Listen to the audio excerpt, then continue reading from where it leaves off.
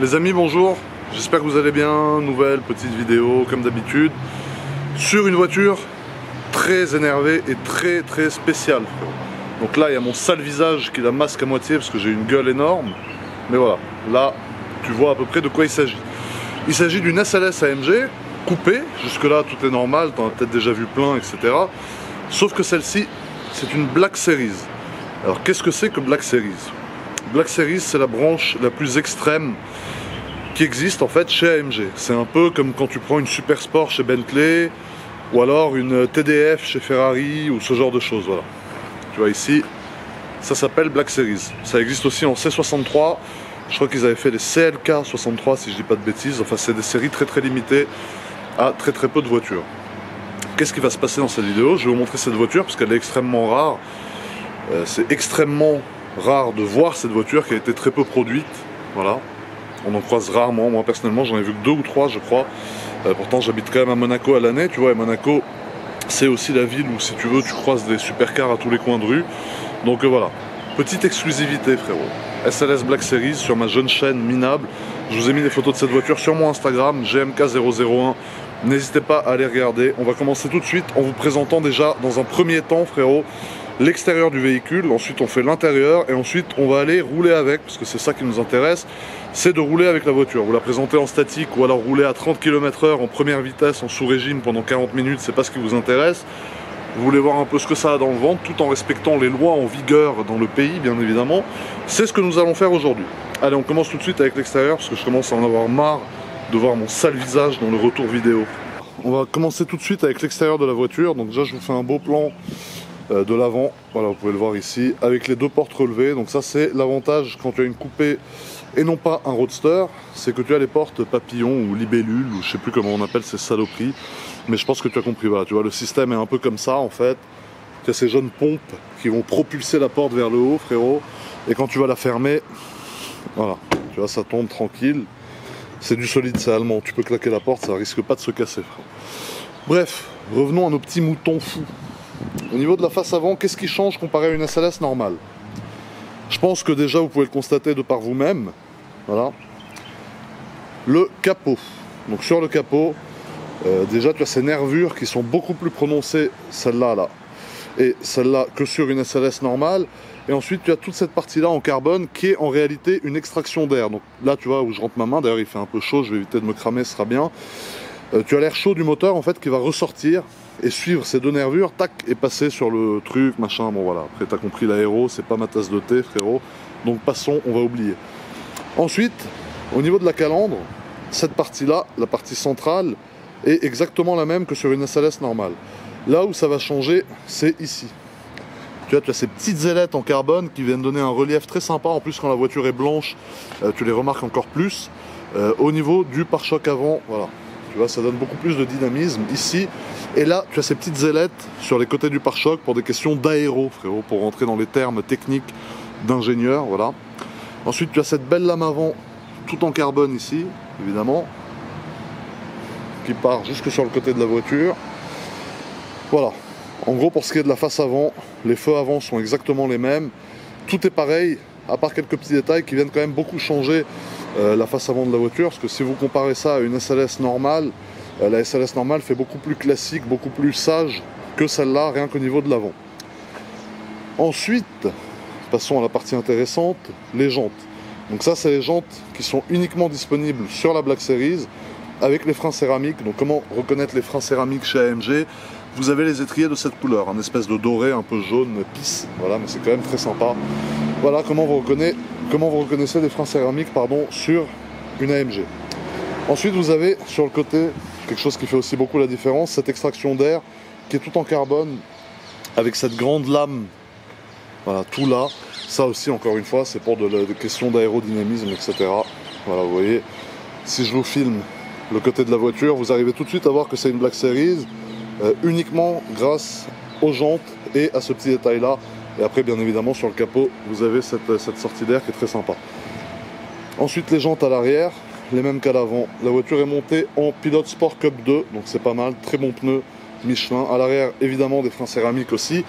Je vous dis ça parce que par exemple chez Audi sur les RS3, quand tu prends l'option des freins céramiques, tu ne les as qu'à l'avant et pas à l'arrière. Bon là c'est pas une RS3, c'est une voiture à 700 000 €, donc voilà, passons voilà, ce genre de détail qui ne sert à rien. Au niveau de l'arrière, là par contre il y a une grosse différence entre une SLS normale et la Black Series. Tu vois, il y a une porte qui est plus haute que l'autre, frérot, tu remarqueras, c'est assez insolent. Premièrement l'aileron, tout en carbone.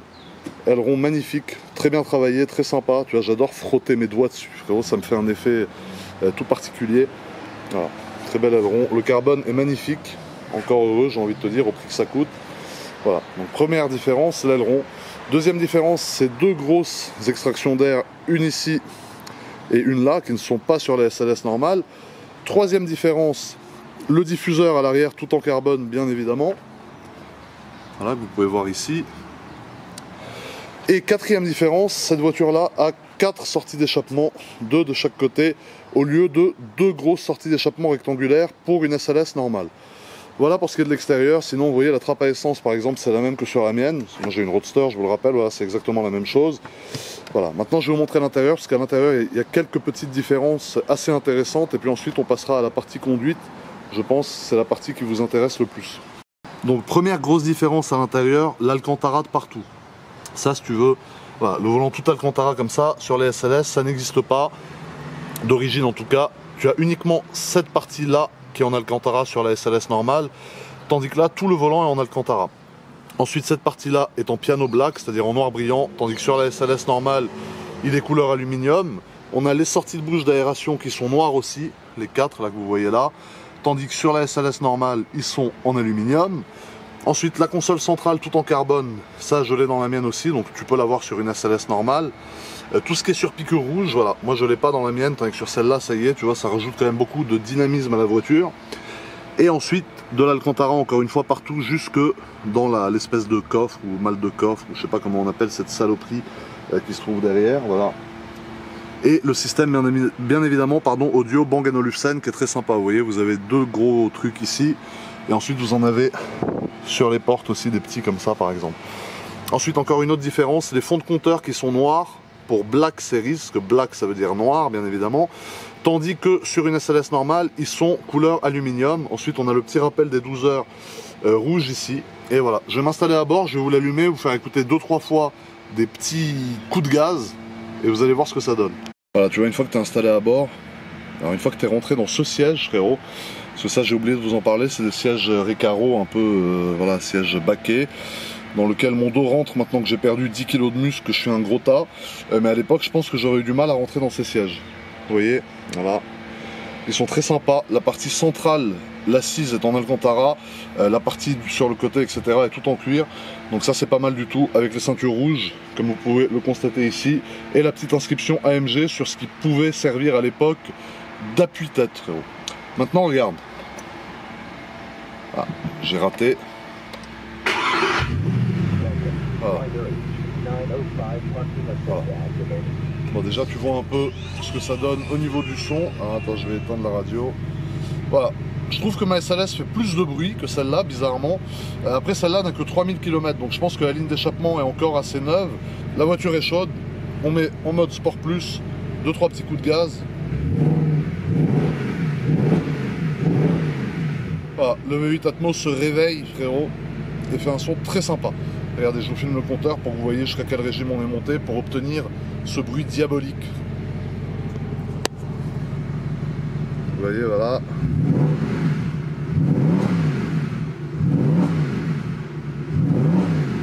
Voilà, à 4000 tours, le son que ça fait un peu. Donc c'est pas mal du tout. Voilà. 4000 tours minute. Et tu vois, quand tu veux fermer la porte, en fait, il faut que tu attrapes ici, tu tires, et ça se ferme, voilà. Donc c'est pas mal du tout, et quand tu l'ouvres, tu vois l'effet que ça te fait, tac, tac, et tac, frérot. Allez, on va aller rouler un peu, parce que j'en ai marre de parler, rouler c'est quand même mieux. Mon Dieu, j'ai failli oublier ce petit détail. Voilà, alors c'est exactement le même moteur que sur ma voiture, avec un peu plus de chevaux bien évidemment, et un capot tout en carbone. Regardez, le capot, il est monté tout de suite tout en haut. Ah, tu vois le capot entièrement en carbone, carbone véritable. Ici vous voyez, vous avez le ventilo qui tourne parce que c'est un moteur qui a tendance à beaucoup chauffer. Et ici vous avez la plaque comme d'habitude qui est noire encore une fois parce que c'est une Black Series avec le nom du mec qui a assemblé le moteur à la main lui-même. Donc voilà, merci à toi jeune Ciradas Jonathan, voilà, d'avoir assemblé un moteur aussi démoniaque que celui-là à la main. Donc voilà, ce qui m'a toujours impressionné moi sur la SLS, c'est quand tu ouvres le capot, il monte à 3 mètres de haut le truc, parce que la voiture a un capot qui est hyper long. Et du coup pour le refermer, bah tu vois, regarde, là je me mets là, j'arrive pas à l'attraper. Donc en fait pour refermer le capot, si tu veux, faut que tu passes sur le côté et que tu le baisses. Bon là je vais le faire avec mes deux mains parce que j'ai peur de le casser, frérot. C'est tout en carbone, j'ai pas envie de péter un capot à 20 000 €, tu comprendras mon angoisse du moment. Voilà, c'était pour vous montrer le moteur. Maintenant on va rouler avec, voir justement quand elle roule, ce fameux moteur, ce qu'il a dans le ventre.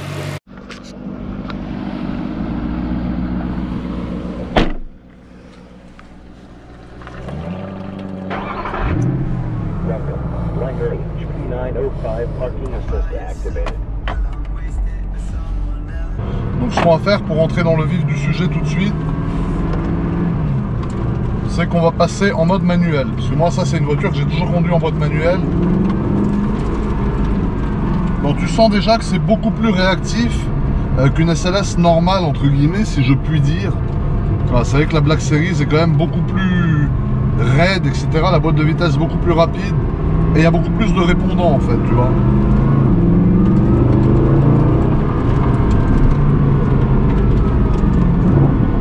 Ensuite ça tient mieux la route aussi, ça c'est vrai, il faut le dire quand même. Parce que moi ma SLS, ma Roadster, c'est une savonnette. Celle-là tient beaucoup mieux la route, elle est beaucoup plus agréable à conduire que la Roadster. Ensuite au niveau de la sonorité, on est pas mal aussi. Voilà. Le bon vieux son du V8 qu'on aime. 6 litres 3 AMG, frérot. Bon, tout à l'heure on faisait les kékés, on roulait avec les portes ouvertes, mais c'est vrai que c'est drôle, moi j'aime bien faire ça avec cette voiture des fois. Ça me fait délirer de rouler portes ouvertes, machin, comme si tout allait bien, tu vois. Une petite accélération tranquille.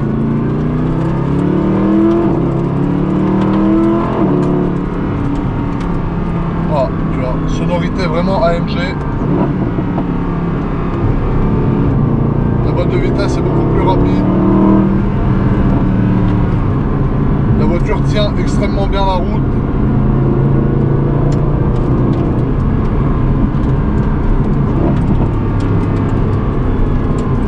Et c'est vrai qu'elle est beaucoup plus réactive qu'une SLS normale. Tu sens que tout a été retravaillé, tout a été un peu amélioré sur la voiture. Pour moi cette voiture c'est vraiment une œuvre d'art, tu vois. En plus c'est extrêmement limité comme voiture, c'est très dur d'en avoir une maintenant. Ce qui la rend encore plus exclusive. Tu vois, avec une petite.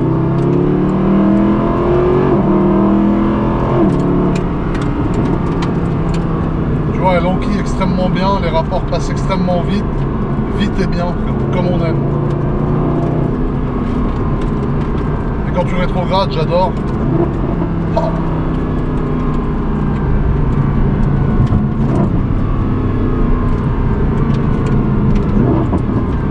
Oh là là là là là, ce V8 franchement, aujourd'hui ils peuvent plus produire de voitures comme ça. Avec les nouvelles normes Euro, là je sais pas quoi, ils peuvent plus produire de moteurs comme ça parce que ça pollue trop, d'après ce qu'ils disent. Mais je trouve ça extrêmement dommage parce que franchement c'est tellement un plaisir à conduire cette voiture, laisse tomber, c'est de la folie furieuse.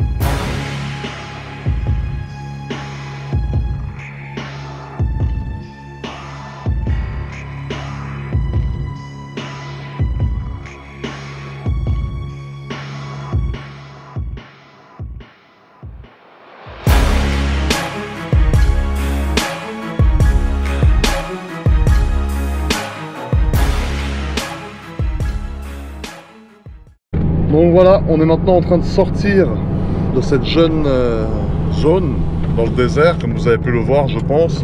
Vous voyez, on est entouré du désert partout. Là, je filme à la GoPro à la main pour que vous ayez un angle de vue un peu plus large que ce que vous pouvez avoir quand c'est avec mon appareil photo. Et puis en plus, celle-là, elle est stabilisée, donc ça devrait être plutôt pas mal, voilà, comme point de vue à la première personne. Bon voilà, clairement le gros désavantage ici, c'est que si tu veux, tu vois là le Urus qui roule devant, projette du sable derrière, et le sable, voilà, c'est un peu relou. C'est pour ça que là, heureusement, la voiture a un PPF, Paint Protection Film, mon ami, c'est-à-dire un film transparent qui vient justement protéger toute la peinture de la voiture, voilà. Donc là, on est en train de sortir tranquille, on va aller sur la route, rouler normalement. Je vais pouvoir un peu voir la différence entre la Black Series et la SLS normale avec laquelle j'ai fait quasiment 20 000 km aujourd'hui. 20 000 km pardon, au jour d'aujourd'hui. Ça se dit pas au jour d'aujourd'hui, mais j'aime bien le dire. Voilà. Vous voyez, vite teinté. Alors c'est vrai qu'on est un peu plus étriqué entre guillemets dans le coupé que dans le Roadster, parce que le Roadster, si tu veux, tu peux ouvrir le toit, etc. Là c'est un peu plus compliqué, mais bon, c'est quand même pas mal. On est quand même plutôt pas mal du tout, j'ai envie de dire. Ah, vous voyez, conduite très tranquille. On est en mode confort. La voiture est en 7e vitesse, à 2000 tours minute, à 85 km/h. Donc voilà, c'est une conduite relativement tranquille. On a l'amortisseur sport qui est activé ici. Voilà, il y en a toujours un qui est activé d'office en fait. Tu peux pas rouler en mode confort avec cette voiture. C'est quand même une voiture qui a été construite pour être typée piste entre guillemets. Donc voilà. Vous voyez. Il y en a d'ailleurs qui n'ont pas l'option de la radio, parce que la radio est une option dans celle-là.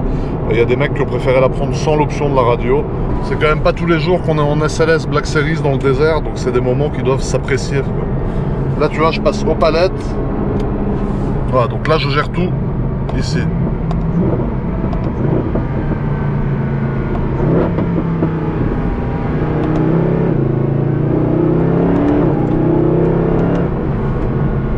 C'est pas mal aussi pour la faire chanter un peu. Oh là là, ce V8 c'est de la folie quoi. Laisse tomber. Bon sinon les amis, mis à part ça, qu'est-ce qui change sur cette SLS? Au niveau de l'intérieur, pardon, pas grand chose, j'ai envie de vous dire. Par contre, vous voyez, quand vous la conduisez, vous sentez clairement la différence. Mais vraiment, voilà, bien comme il faut.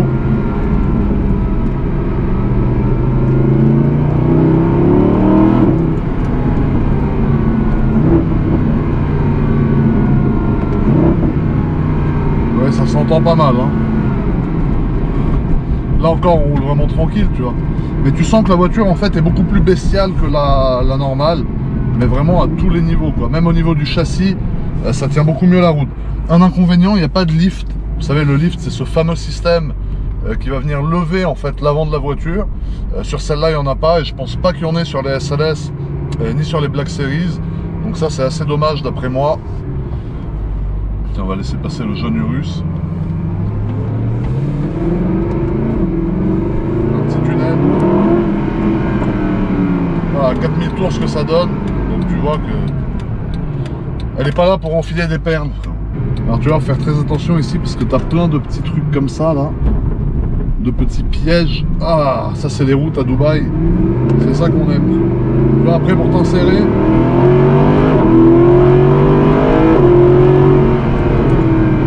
Voilà, la puissance passe beaucoup mieux, beaucoup mieux au sol que sur la normale.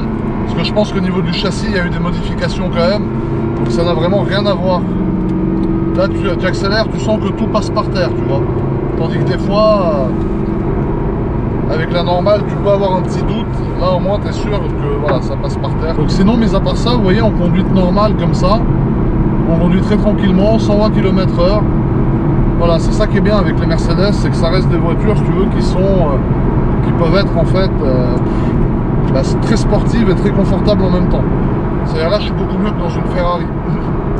Là, tu mets dans une 458 spéciale, par exemple, qui est un peu la concurrente de celle-là, même si c'est deux voitures complètement différentes, là, tu serais pas aussi bien, tu vois. Là, les sièges sont vraiment très confortables, la boîte de vitesse ne met aucun à-coup, etc. Elle est souple. Le châssis est souple, tu sens pas trop les déformations de la route. Donc ça franchement c'est pas mal du tout aussi avec cette voiture. Tu vois, après par contre, si tu as envie un peu de voir ce qu'elle a dans le ventre, tu vois, il te suffit.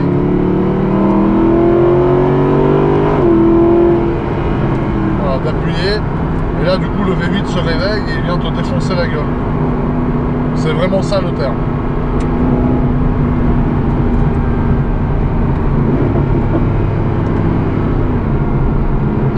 Après, vous avez été beaucoup à vous poser une question qui, dans le fond, est une question très intelligente, que moi aussi je me suis posée en fait en arrivant là la première fois. C'est comment ces voitures font pour supporter ces conditions. C'est-à-dire le sable, notamment, surtout le sable, tu vois. C'est vrai qu'il y a beaucoup de sable, c'est des conditions un peu compliquées, etc. pour les filtres à air, les radiateurs, les trucs, etc. Tu vois qu'il y a du sable qui va se foutre partout. Et normalement, une voiture, tu vois, ça a besoin de respirer de l'air frais, tu vois. Pas de l'air avec du sable qui va se mettre dans le moteur, etc. C'est vrai que les specs des voitures ici, c'est-à-dire les configurations des voitures quand elles sortent d'usine, sont des specs renforcés en fait, pour le Moyen-Orient ou alors pour toutes les zones comme ça, tu vois. C'est des specs avec des filtres à air beaucoup plus résistants, avec plus de protection en fait pour empêcher le sable de venir, si tu veux, s'introduire partout. Alors ça va pas l'empêcher complètement parce qu'on ne pourra jamais lutter, frérot, contre mère nature. Mais si tu veux, il va en fait, ça va permettre de réduire qu'il y ait moins de sable, de saloperies, entre guillemets. C'est pas des saloperies, tu vois, c'est quand même la nature, etc. Mais ça vient se foutre dans les bagnoles et ça les défonce. Notamment les moteurs turbo, je pense que les turbos n'aiment pas trop le sable. Voilà, comme le Urus par exemple, quand tu fais du off-road, là tu vois, à mon avis, ils ont placé les entrées d'air et les filtres à air, etc. de façon à ce que, voilà, c'est différent d'une spec européenne. Ça veut dire si tu viens ici avec une voiture en spec européenne, ça risque d'être un peu plus compliqué pour toi sur le long terme, tu vois. Donc voilà, ça c'est pour ceux qui m'avaient posé cette question, qui est une question très intelligente dans le fond. Voilà. Là on est à 109 km/h en Black Series de 2500 chevaux, mais c'est normal, il y a beaucoup de radars ici, tu vois. Par contre, le look de la voiture, dites-moi ce que vous en pensez de dehors, parce que moi franchement j'adore, je trouve qu'elle est magnifique cette voiture. Je trouve franchement que la Black Series, pas la normale, mais la Black Series, c'est une des plus belles voitures du monde. Le kit extérieur lui va particulièrement bien, que ce soit au niveau de l'arrière ou au niveau de l'avant. Je trouve que ça en fait vraiment une voiture unique. Et c'est pour ça d'ailleurs qu'elle vaut autant d'argent aujourd'hui. Et aussi pour ça, ce jeune moteur. Voilà les amis, j'ai pas eu le temps de vous filmer la fin de cette vidéo malheureusement. Du coup je le fais maintenant. N'hésitez pas à me dire ce que vous avez pensé de cette SLS Black Series. Si vous préférez une normale qui sera un peu plus classe, un peu plus luxueuse entre guillemets, ou celle-là qui est vraiment typée très sport. En tout cas j'étais très content vraiment, je le répète, de pouvoir vous faire une vidéo sur cette voiture parce que c'est une voiture qui est très rare et jusqu'à aujourd'hui c'est la seule opportunité en fait que j'ai eu de vous faire un essai dessus grâce à mon ami JNKD Collection. Voilà, vous avez son Insta d'ailleurs dans la légende, dans la description, je sais pas comment on appelle cet endroit, frérot. Donc voilà les amis, je vous remercie, n'oubliez pas de vous abonner à la chaîne pour suivre les prochaines vidéos qui arrivent, il y en a beaucoup qui arrivent à Dubaï, ça va beaucoup vous plaire. Un petit j'aime qui fait toujours plaisir, c'est gratuit et ça fait plaisir, frérot. Et voilà, donc je vous embrasse, prenez soin de vous et à très bientôt pour de nouvelles vidéos tout le monde. Bisous.